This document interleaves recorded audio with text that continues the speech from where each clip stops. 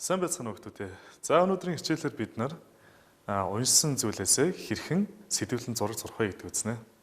Бид нар кино, сэтгүүл, эсвэл үлгэрийн номноос уншсан номноос өөрийнхөө төсөөллөөр буусан тэрийг тэр дүр дүрслээ зургийн дотор тэр ингээ буулгахыг хүсдэг.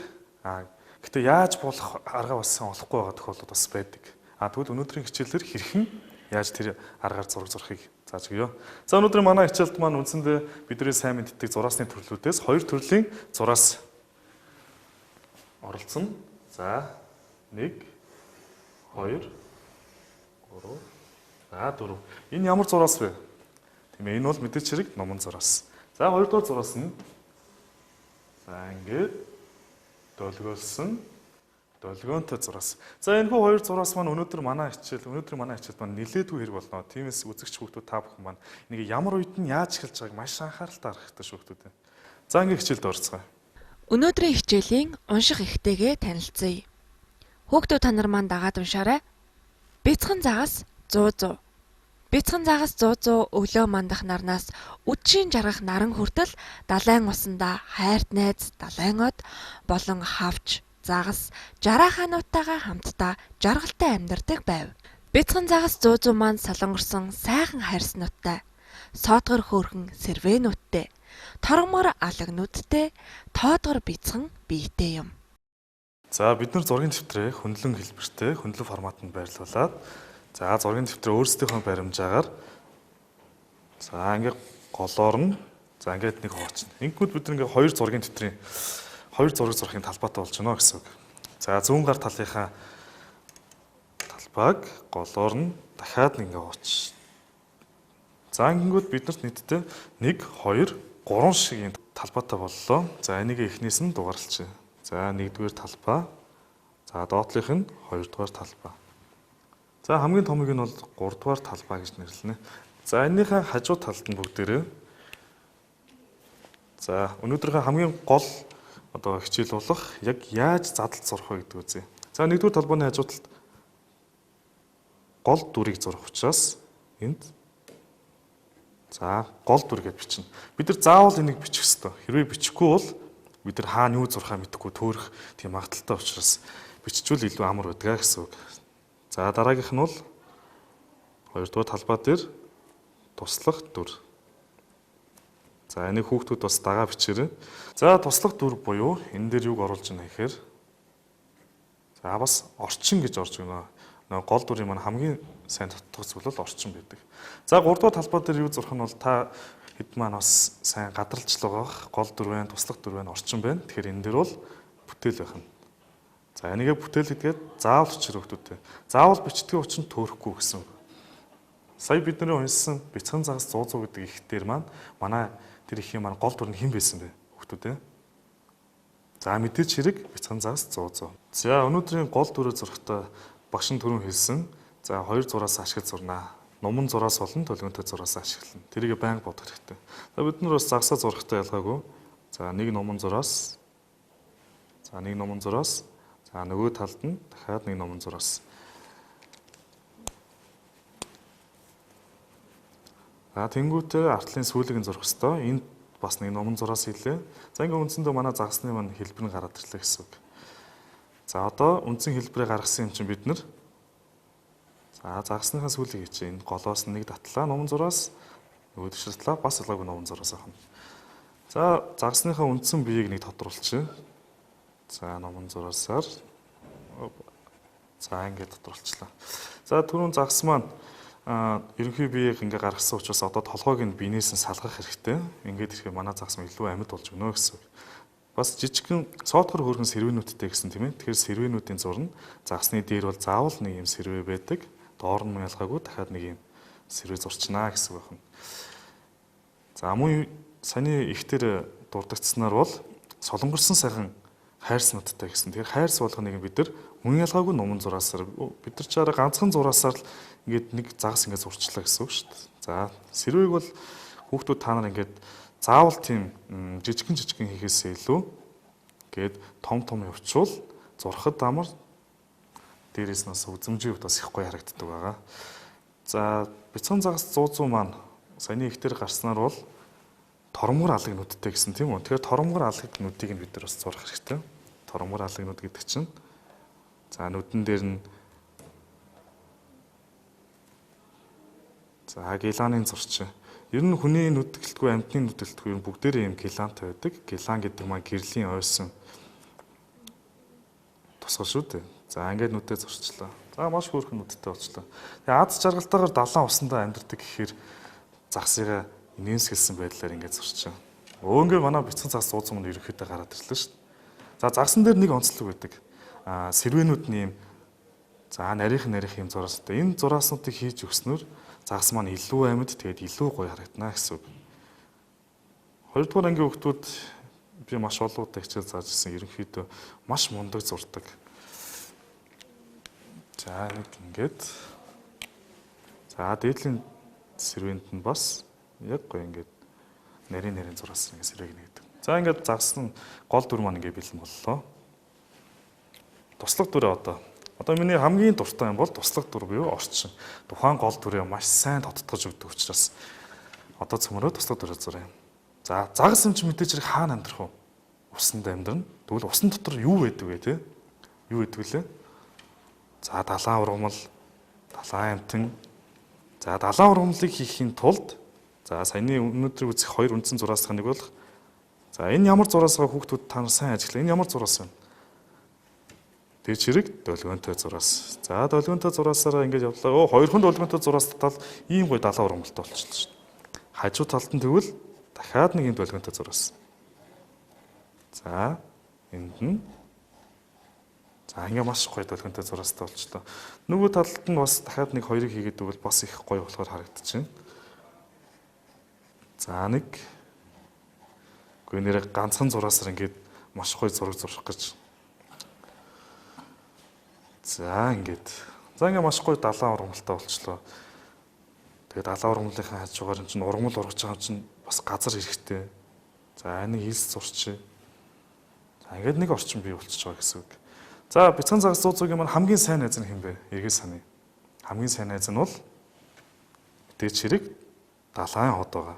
За далайн хотоо зурлаа.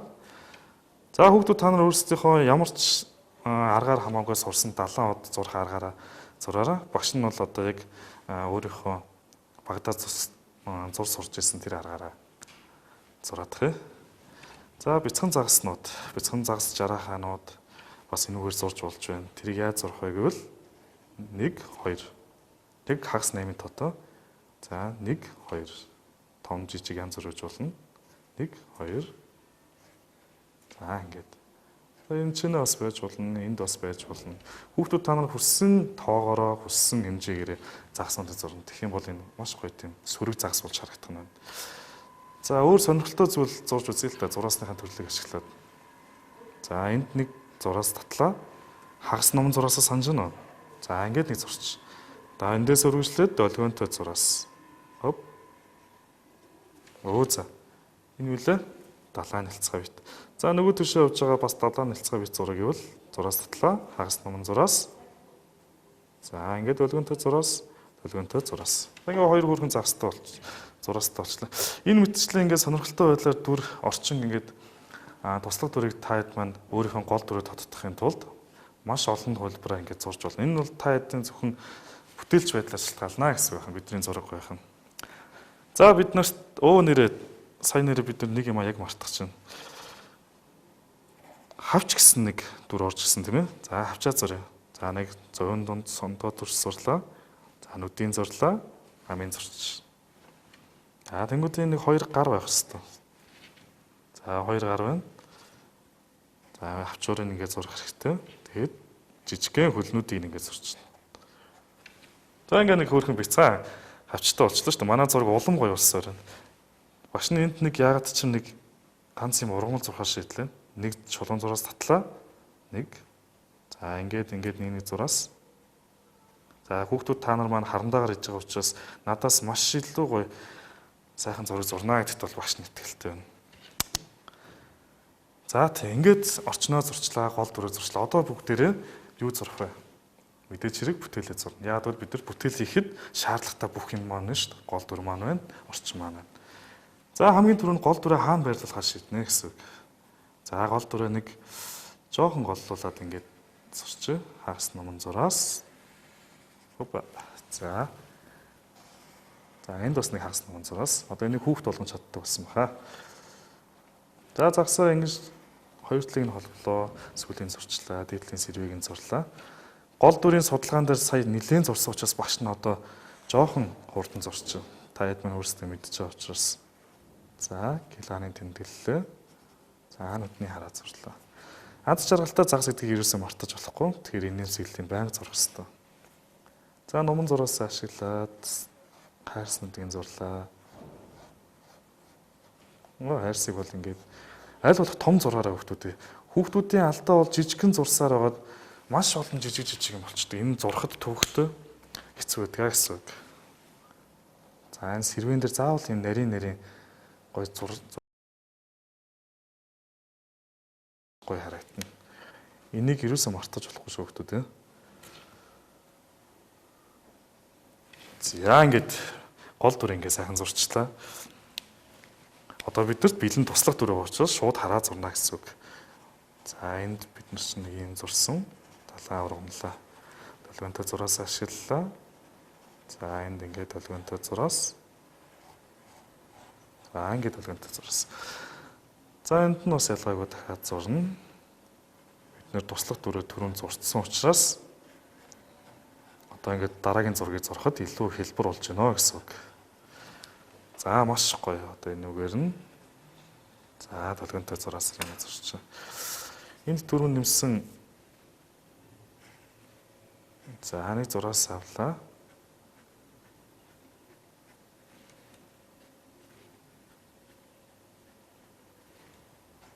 За ингээд далаа ургамлаа зурчлаа. За манай загсны маань хамгийн сайн найз болох бяцхан далаа одыг ерөөсөө мартаж болохгүй. За энийг жоох ингэж тийм ээ. За бид нар зурган дээр сая бас хавч зурсан байгаа. Одоо хавч байгаа. Эндээ бас ялгаагүй байх нь. Яг энэ байдлаар ингэж зурчна гэсэн юм сэглэлээ. За гарын зурлаа. За бяцхан хөлнүүдийг нас мэдээж яг мартаж болохгүй. Ингээл болоо. Ийм амархан байсан. Энд бас нэр гой дүрүүд зурсан шүү дээ. Бид нар энийгээ бас энэ тэнд нь оруулаад өгье. За нэг зураас зурлаа. Номон зураас. За одоо долгионтой зураасаараа тэмдрүүлнүүдийг нэгэдэг чинь. За. За нөгөө тийш. За номон зураасаа татлаа. За долгионтой зураас. Ямар зураасыг ямар үед ашиглаж байгаагаас нь шалтгаалаад зураг маань илүү гоё болно гэсэн. За цаана байгаа бяцхан загаснууд яг 8-ын тоо шиг. За сайн хараараа. Эндээс эхэллээ. Нэг тойрууллаа. Инглээ. За нэг тойрууллаа. Ингээд том, жижиг, наан, цаана янз бүрээр зураар өгдөгтэй. Ер нь юм цаашлах тусмаа жижигхэн харагддаг. Наан байгаа зүйл илүү тод харагддаг гэсэн. Энэ загсан дээр одоо энэ дээр зураагүй өөр гоё баяжилт хийж болно. Баяжилт гэж ярьдаг хүүхдүүд маань. За нэг гоё хөөс зурч энд нэг хөөс. За энд нь арай жоохон том хөөс. Ингээд дарлаа. Яг хоёр хөөстэй. За ингээ манай зураг маань ийм гоё болчихлоо шүү дээ.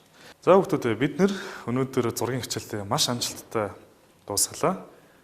За бид нар эхлээд гол дүрээ эхлээд судалсан. Уншсан ихээсээ дараа нь туслах дүр буюу орчноо ингээд судлаад гаргаад ирлээ.